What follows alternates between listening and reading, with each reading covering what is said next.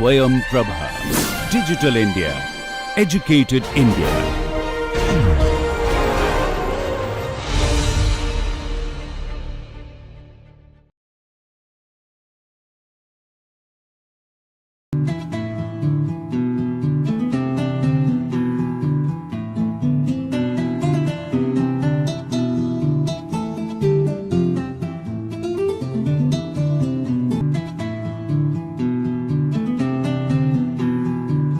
Okay, so good afternoon.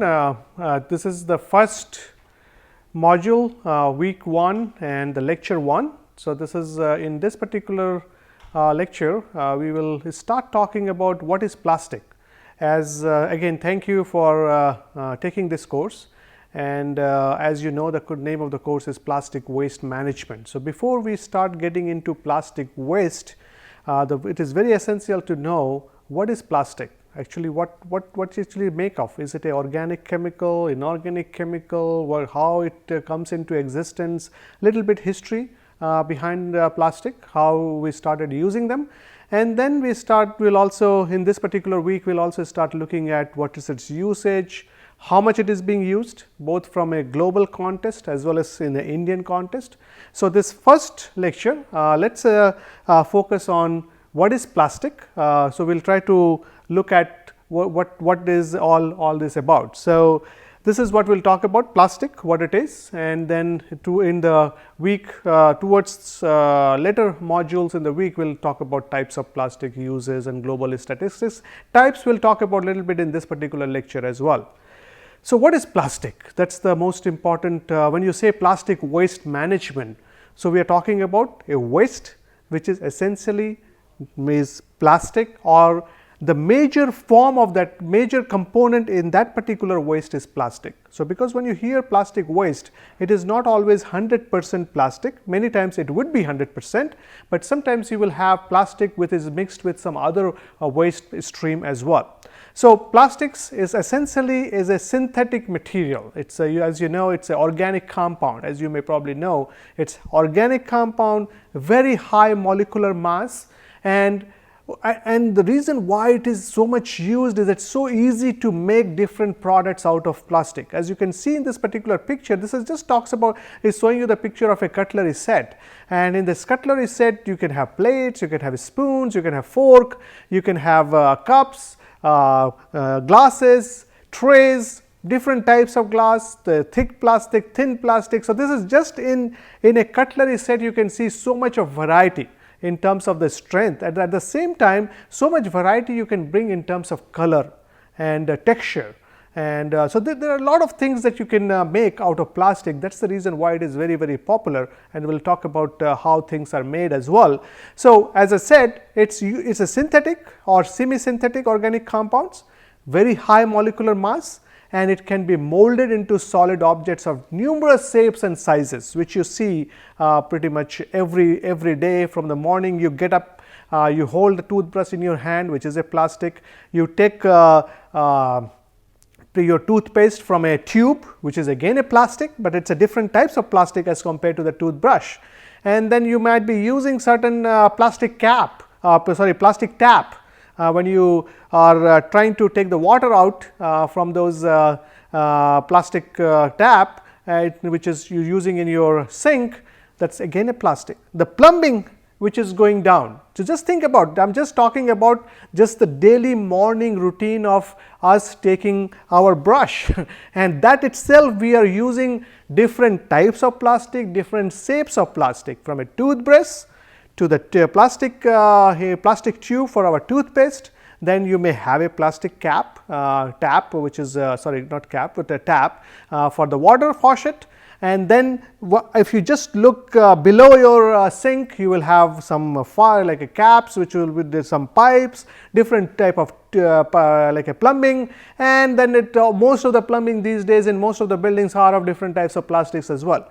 So, that is why you see a variety of plastics coming up, and it's but essentially all those things that you see is a organic compound. Its main chain of that is an organic compound, which will have lot of molecular groups, which you may get mostly predominantly organic, but there will be certain blending of inorganic compounds as well. So, you will have some inorganic compounds which is added, and those are added to make give more strength to it, to make it more plasticized, like give it a more workable, so you can mold it in a different shapes and different sizes, and can give us a color, can use as a filler, and we will look into each one of those in terms of how they are used. So, as it's the reason why plastic is so popular is it is so handy. So, that is the reason why you see the different types of plastics coming up, different types of products coming up every time. Even nowadays you will have even many years now, you can buy the other day I was looking at some of those flower pots, which is essentially is a plastic, but from a distance if you look at it, almost looks like a earthen pot, because they give those textures, those nice patterns, but when you look at closer, when you feel it, it's actually essentially a plastic earthen, like a pot which you can use for flowers and other things.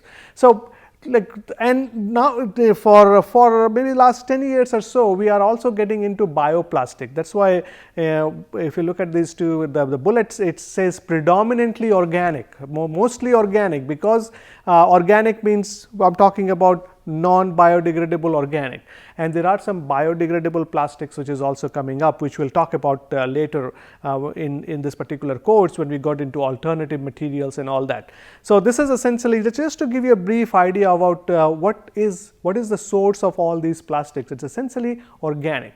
Now, if you look at the history, and as I mentioned in many of my courses in the class or online, wherever I am delivering a course, for any course it is always a good idea to look at a bit of history behind it. So, what is the history, how it came into existence? And similarly, plastic, like since we are talking about plastic waste, essentially we are looking at plastic which has been discarded. So, plastic which was made and then it got discarded. So, it is always today if there is a kind of, I would say, gradually we also are getting a negative stigma being attached to the plastic, but plastic is so convenient and it has helped us in numerous ways to make a variety of products. So, that is why the person who invented plastic needs a lot of credit for doing that, but at the same time we could not manage the plastic waste properly. That is the reason why we are getting too much of hues and cries and plastic bans and global initiative on plastics happening right now. In fact, National Geographic, which you probably watch on TV, National Geographic channel, they are trying to do some work in India on plastic waste, and I am part of that particular team which will try to do some work, and as we make some progress there, I will keep you updated as part of this particular course. So, in terms of history, it was the first kind of, you can say, the first compound which was similar to a plastic was done in 1862 in London, England, and it was a semi-synthetic plastic. It was done by Alexander Parkes and 1862 International Exhibition in London. So, that he call it Parkesine, which was an organic material, essentially cellulose nitrate and a solvent. That is what he used, and why the people were excited about that particular compound, because it could be heated, it could be formed while it retained its shape. So, you can form it into different type of like a shapes, and when cooled it was molded product. You can make buttons, combs, picture frames, knife handles. So, people follow, okay, this material can be used in variety of ways. So, that was the first time, 1862. So, you think about that, today we are in 2018. So, 3218, so almost 100 and how much, like 38, sorry, 38 and then 118. So, we are looking at 156 years ago. That is when this particular compound first came into, was reported to be in like public domain, where people started thinking about, oh, we can make a particular material like that. So, that was long ago, 160 some years ago, and now but the recent form of plastic is what we know is is mostly synthetic plastic. What you saw earlier just before here is, as you can see, it's a cellulose nitrate. So, cellulose nitrate is essentially mostly you can say like a natural material, you can call that as well. But synthetic material which we use mostly in our traditional plastic today was discovered in 1907. So, that was what 1862. So, 1862, so another 38 plus 7, so 45 years later.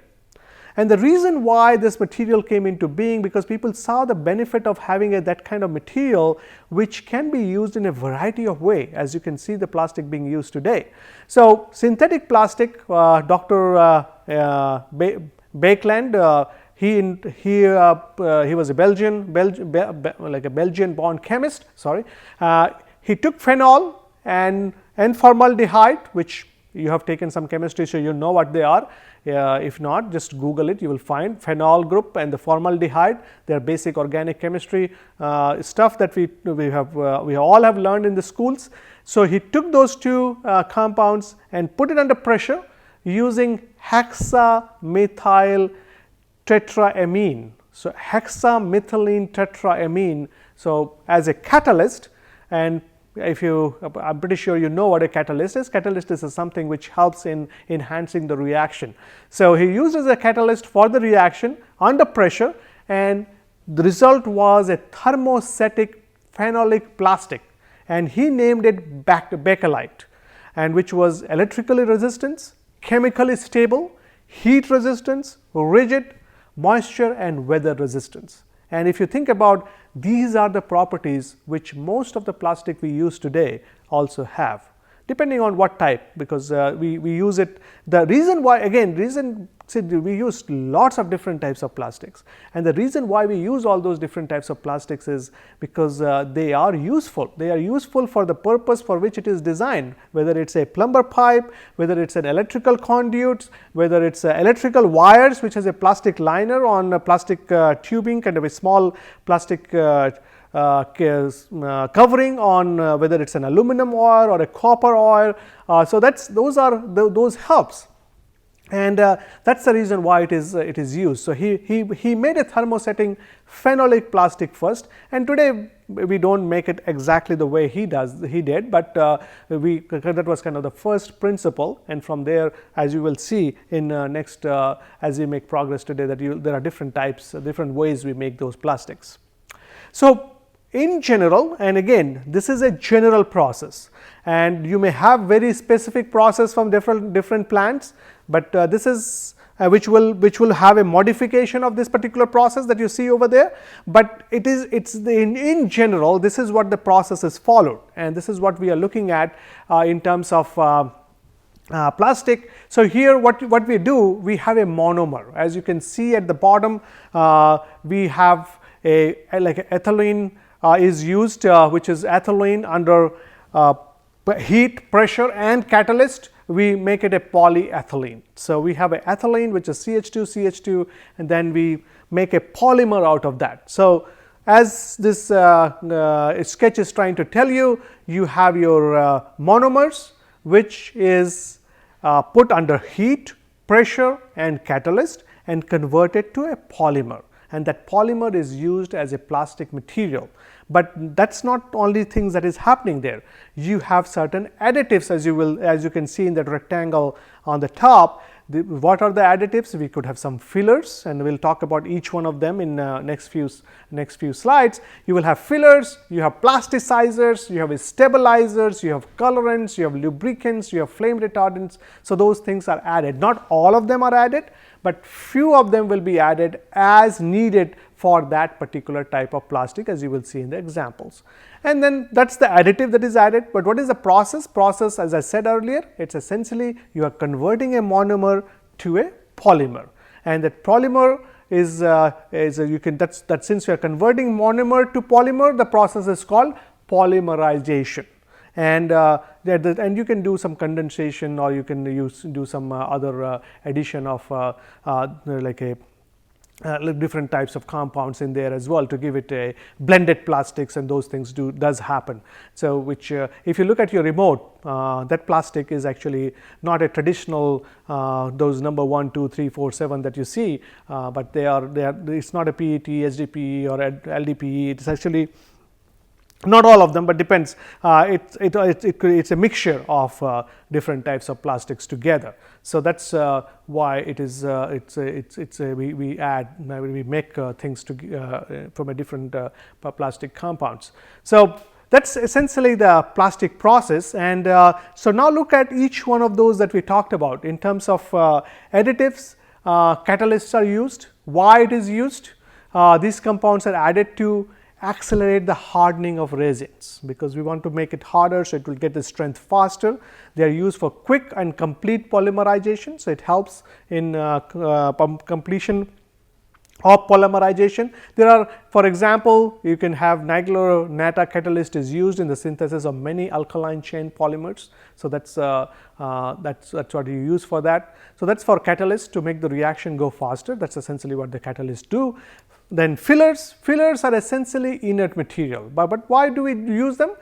Because it makes this, and our plastic gives strength to it, gives hardness to it, and some other properties can be enhanced as well. So, and it's used as a fibrous, laminated or power fillers. So you put it in there, and usually what we use for filler includes calcium carbonate, talc, silica, clay, calcium sulfate, some calcium sulfate fibers, mica, glass beads are also used, alumina trihydrate is used. So again, depends on what kind of things you are looking for. You can have different types of fillers are added, but the reason why fillers are added is because to impart strength, hardness and other properties. If you are wondering that why I am going into these details, and in terms of because you have taken a plastic waste management course, you have not taken a plastic course, but we are talking about plastic waste management. So we have to really understand plastic first, isn't it? We don't have, we are not going into is a chemical engineering, we will not go into detail of each one of those terms, but at least you should be aware of what are the different materials, because when you are looking at plastic waste will also have traces of calcium carbonate, will have traces of silica, will have clay, will have calcium sulfate, may have glass beads, because these all are used in them. So they are there. They are there in the plastic. So when you think about a treatment system for plastic, you need to think about that it's not only that organic polymer which is there. There are a lot of things which goes into making of plastic products, and we have to deal with those things as well as part of our plastic treatment system. Then plasticizer, as the name suggests, a plasticizer will do what? It will make things more gives more plasticity. Isn't it? Plasticity, what plasticity, and it will impart softness to the plastic.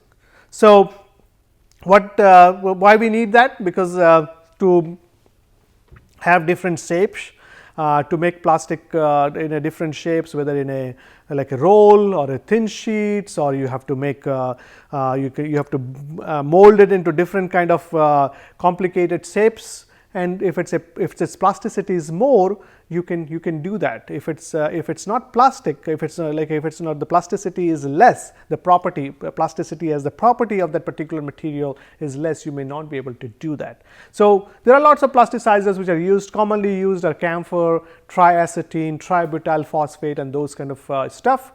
Then you have a stabilizer. A stabilizer basically it acts as a stability, because since the plastics will be exposed to certain things, it will be exposed to light, it will be exposed to oxygen, it will be exposed to different environmental conditions. And the reason people buy plastic stuff, especially because they are stable. Say if you have a plastic chair at home, it's not that during just one winter, and if you have AC on and then it becomes too hot, then again you have AC on and you have too hot, it should not crumble. It should not just crumble and start falling apart. So it has to take different temperatures, it can take different sunlight. It does discolor. Say if you have watched plastic chairs, for example, especially used in functions or by caterers or decorators and those kind of people, if it's used in sun quite a bit, it does get discolored.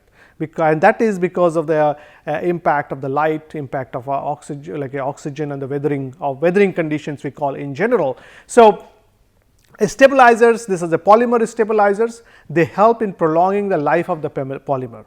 So, if you do not have these stabilizers, you will get the wear and tear happening much quickly, and if that happens, the product will not be stable. If the product is not stable, it will not sell. So, the whole plastic economy will not really work very well as it works, because people buy plastic stuff because it has certain durability. So, similarly here you have the polymer stabilizers helps to do that. So, if you look at some examples, there are 2,4-di like a butyl phenyl phosphide is what is used as a stabilizer in polymerization. Again, do not worry about all these big names. It's I am not going to ask you these names in your exam, which you will take. And for the just talking about the exam, as you know, this is a NPTEL course, like other NPTEL courses you may have taken in the past, or if you have, this is your first course that you are taking. Each LPTEL course, we have an exam at the end of the course, which you should take, in my view, if you are taking this course, and to get credit for that course. There is an assignment part. If you are not aware of all this, go to our website on NPTEL, the course website. The details are there, because the assessment is done as a combination of both quizzes as well as exam. And the quizzes, every week there will be a quiz, and there will be an exam at the end. So, which will be at a designated center, very similar to the GATE exam actually, where that is how it is conducted as well. So, if you are not familiar with that, most of you will be, because you may have taken other NPTEL course. Just in case if you are not, go to the website, all the details are there. In case you have any question related to the course or otherwise as well, put it on the discussion forum, and our team of we have a team which are helping run this course. So, some of us will respond back to you depending on what kind of questions you have. So, you will get the answer. So, do not worry about that. So, and usually you will get the answers within 24 hours. That's the goal we have. So, coming back to the course, so it's a stabilizer. So, stabilizer is used to basically give a longer lifetime, so things can stay for a longer period of time. Then we have colorants. Color, as you can see, there are it's essentially dyes and pigments. And why we need those dyes and pigments? Because that's why you see those beautiful colors, different plates, different spoons, different colored utensils, different colored of toothbrushes as well. And so you have variety of colors in plastic products, and those that comes because we use colorants. As the name suggests, colorants to help in color. So, they act as filler, they impart desired color to the plastic. So, addition of dyes and pigments, they helps in two ways. They act as a filler as well as they impact desired color. The commonly used pigments are zinc oxide, barytes, and etc. So, those are used in terms of in color. Then you have lubricants. Now, why you will need lubricants as well? You might be thinking that plastic is already plastic, like plastic means what?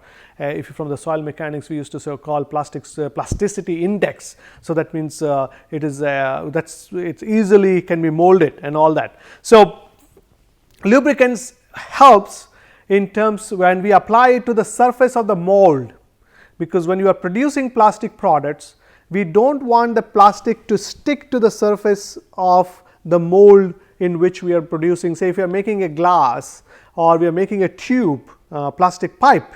So, when it will be in a mold, as you have done, if you those of you who have done some sort of workshop practice as part of your engineering, if you are an engineering student or if you are even a diploma holder, you may have done some sort of workshop practice where we use variety of mold to make either even in your school you may have done clay modeling, where you have made like candles and other things in there as well.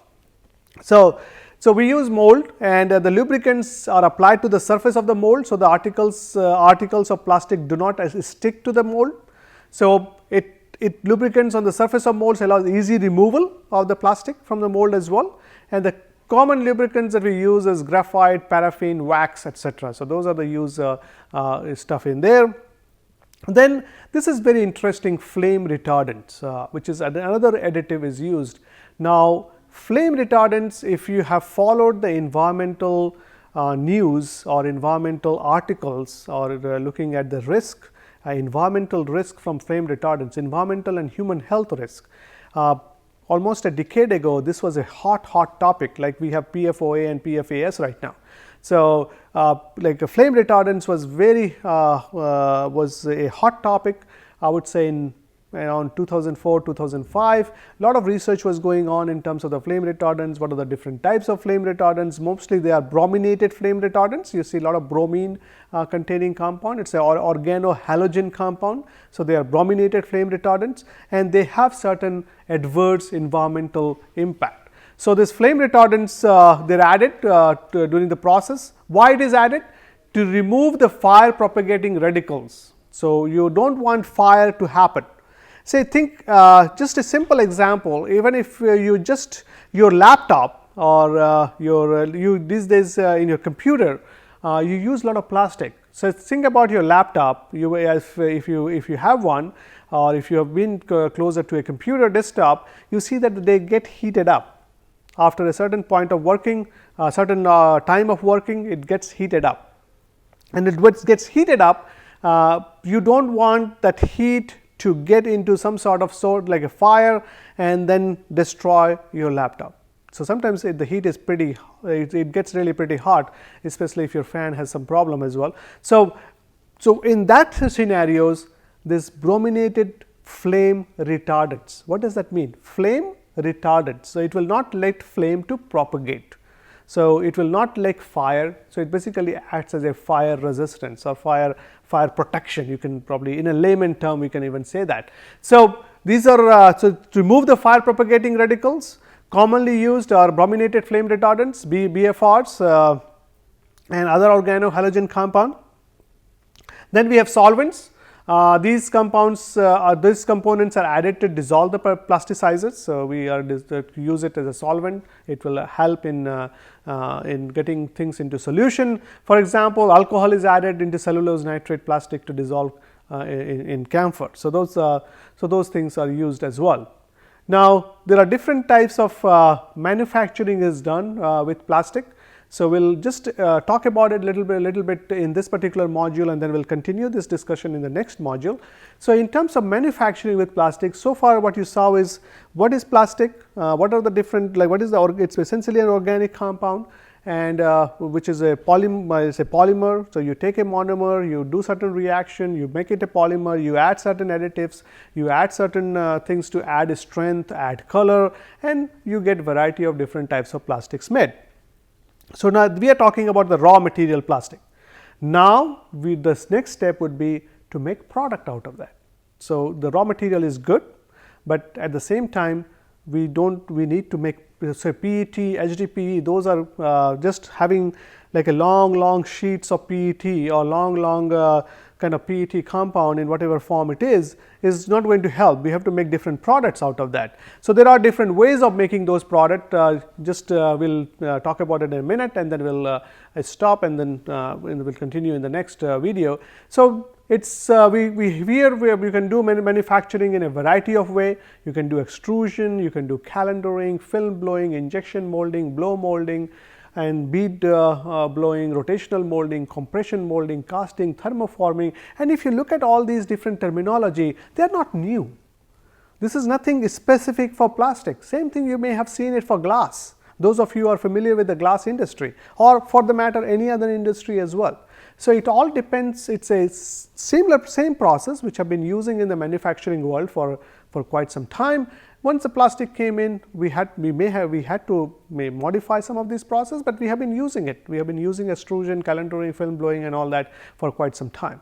So, that's we will continue this discussion in the next module. So, this is like a first week lecture 1, and we talked about what is plastic.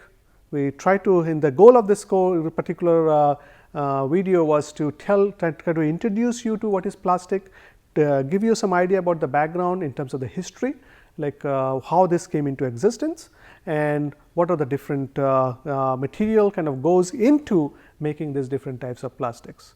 So, as you saw, there are plasticizers, there are colorants, there are flame retardants, there are dyes, and all those things that goes in there.